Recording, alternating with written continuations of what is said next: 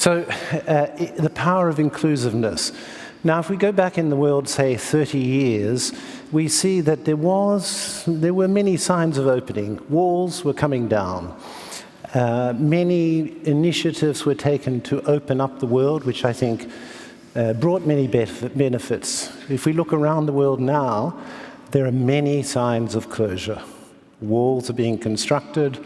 There are many policy measures being taken by many governments, closing borders to persons, closing borders to goods. I wonder if I may ask how you see all this. See, yes, it's true, you're seeing that as a global situation, but we need to understand this. Bringing down walls without bringing down economic disparity is not going to work.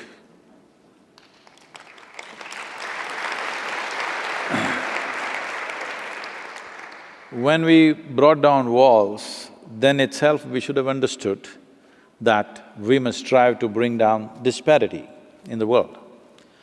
No man or woman wants to leave their home and go somewhere else to some strange land and live there just for survival. Nobody wants to do that.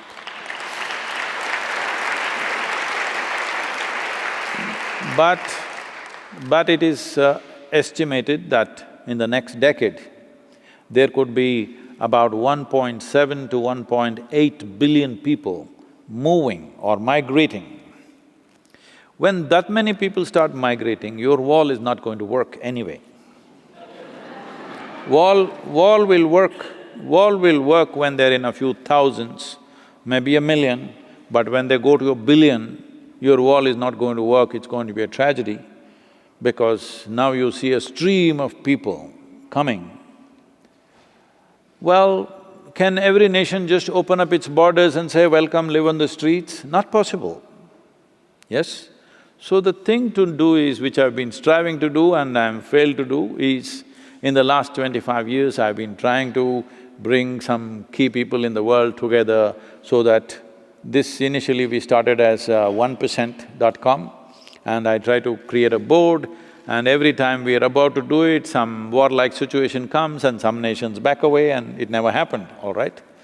The idea was just this, 1% of what we invest in our defense forces, as we call them, arms and armaments, what we invest, if we contribute and we institute a board of people who are from responsible businesses to be given as soft loans to these businesses to start enterprises in impoverished societies where it's not profitable to do business. A business will naturally try to do business where it's most profitable.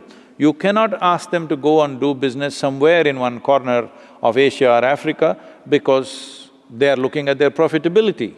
Essentially, this attitude is because money is expensive. The money is expensive. If you give them a softer money, which is not expensive, for a gestation period of 12 to 20 years and very soft kind of cushion for them to develop an enterprise, develop the talent and create industry and business in impoverished societies, the reason for these people to migrate will go. Instead of making that investment, you invest in putting up walls, you will see walls will work to a certain point. I'm not even saying it's wrong because the sovereignty of a nation is essentially determined by the geographic borders. I'm not saying every nation can open up and let people inside, it's not possible to do that. But you will not be able to control it this way, nor is it very humane to do it that way. So the only way is, in some way we must see how economic disparity is lowered. We cannot level it absolutely, it's very, very far away, leveling it. But if we strive in the next 10 years, if there's enough investments going into various parts of the world from where people are migrating, if you start businesses there, if you start enterprises there, if you start economic activity there, then the need for them to go elsewhere to make a living could be reduced and migrations could be controlled because nobody wants to leave their homeland if they can make a living there.